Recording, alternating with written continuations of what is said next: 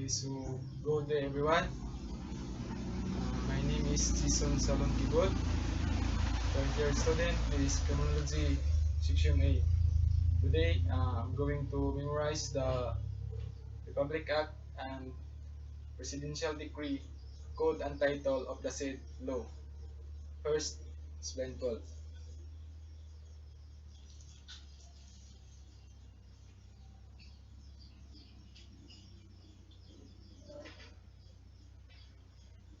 Okay, so first is Republic Act 4136, date June 20, 1964.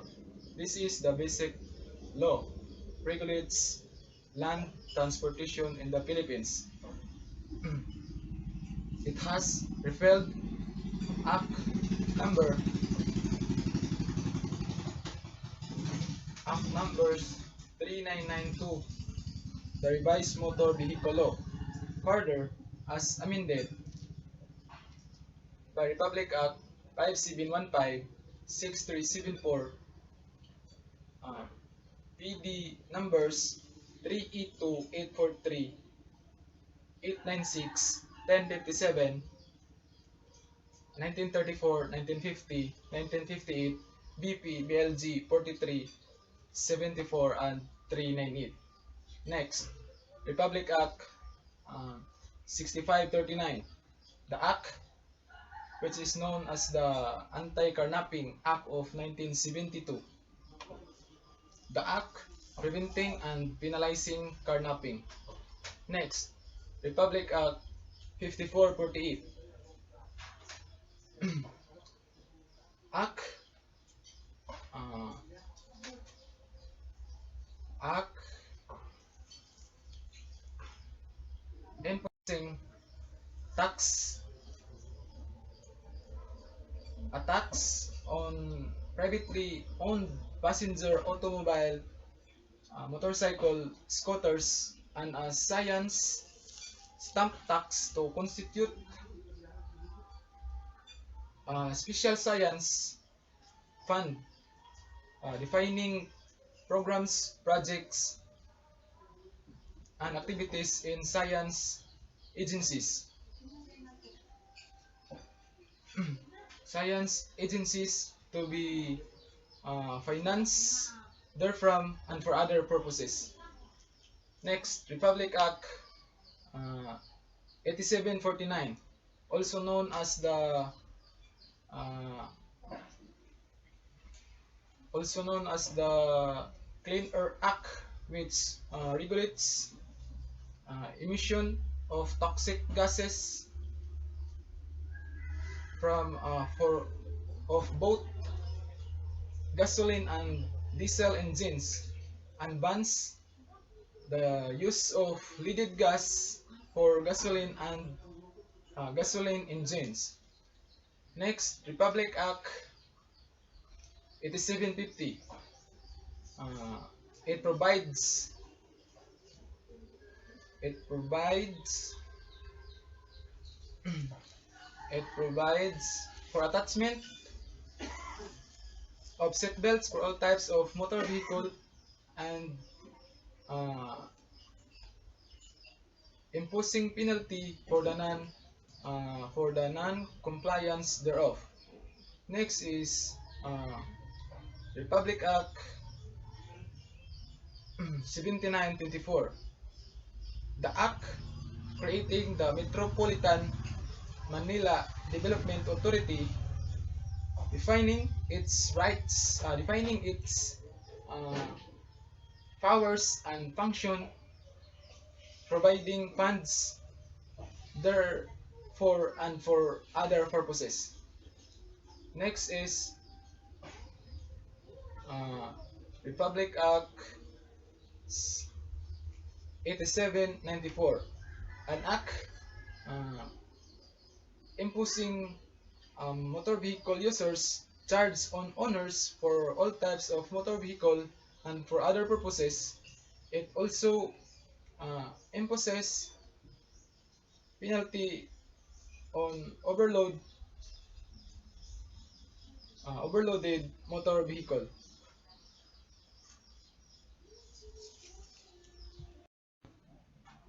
Republic Act 10054, an act mandating all motorcycle vehicle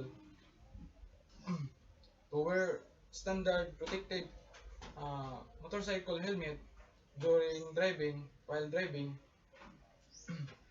and provide penalties. Therefore, it is also known as Motorcycle Helmet Act of 2009. Next, Republic Act 105/86, an act penalizing person driving under the influence of alcohol, dangerous drugs, and similar substances, and for other purposes. It also repealed mandatory drug testing of driver license applicant. This law is known as the Anti-Drunk and Drive Drug Drive Act of 2013. Next, Republic Act 106/66 or 106/66. The law providing safety of children riding on motorcycle, particularly boarding two-wheeled vehicle, running faster than 60 km/h on public roads. It is also known as the Children's Safety on Motorcycle Act of 2015. Next, Republic Act 10913, an act defining and penalizing distracted driving. This act is known as the Anti-Distracted Driving Act of 2016. Next, Republic Act 10916, an act requiring the mandatory institutional of speed limiters in public utility certain types of motor vehicle.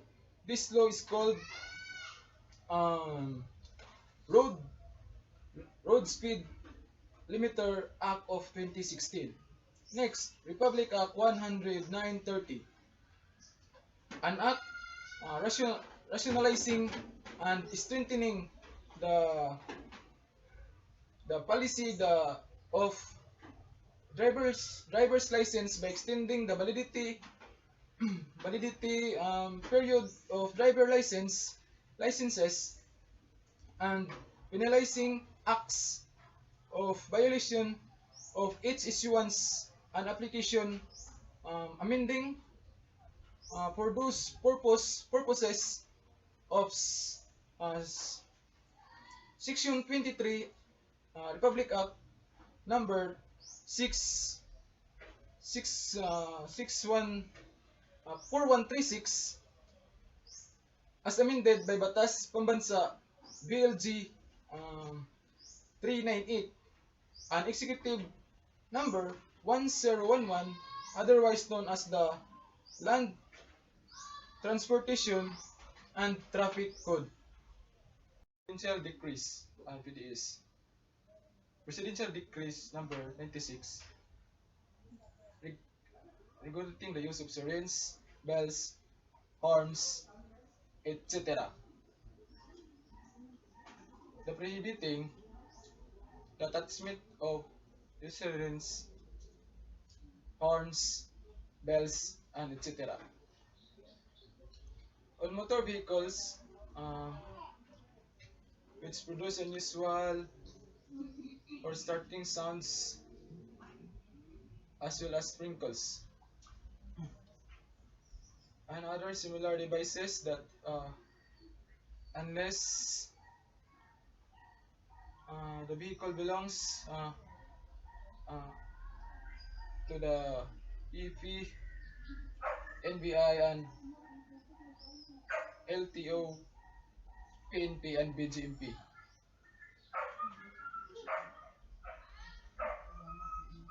Hospital and fire departments and are specifically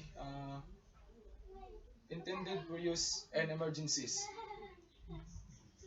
Next is Presidential Decree number 101. expediting the method and of prescribing, defining or modifying the lines and mode and of operations of public utility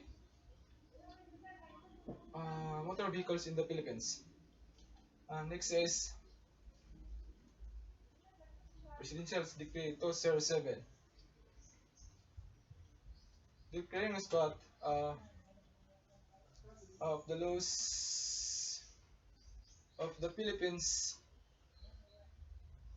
the Vienna Convention on road traffic, signs and signals. Next, Presidential Decree numbers 22, requiring compulsory insurance for all types of motor vehicles against third-party liability of an uh, additional prerequisite of, of the registration by the LTO.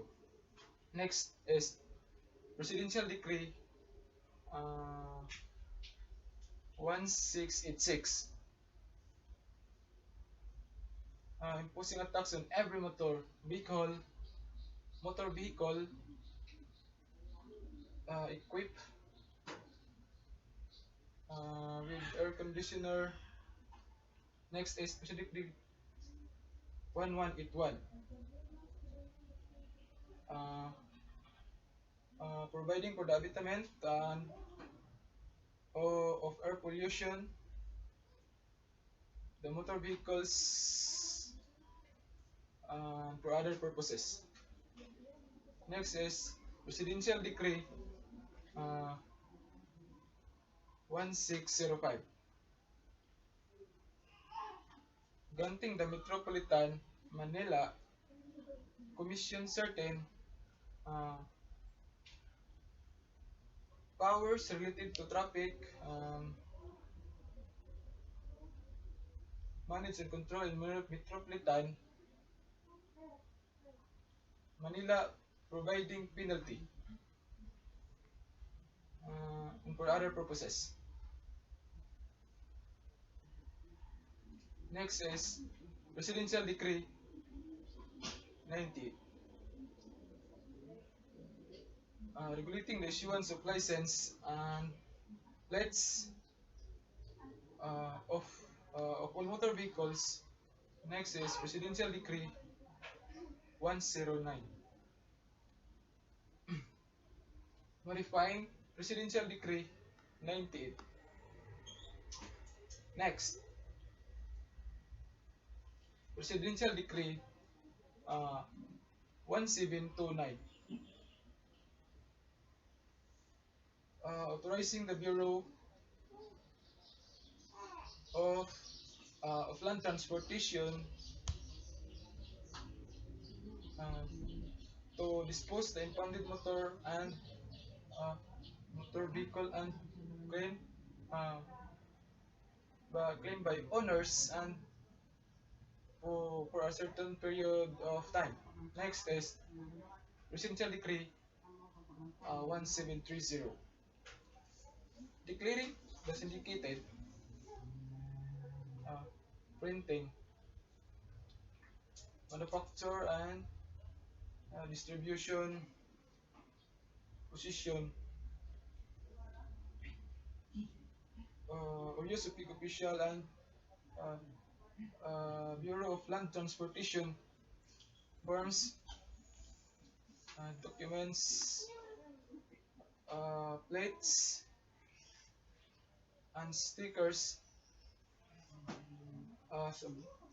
sponsors involving economic sabotage.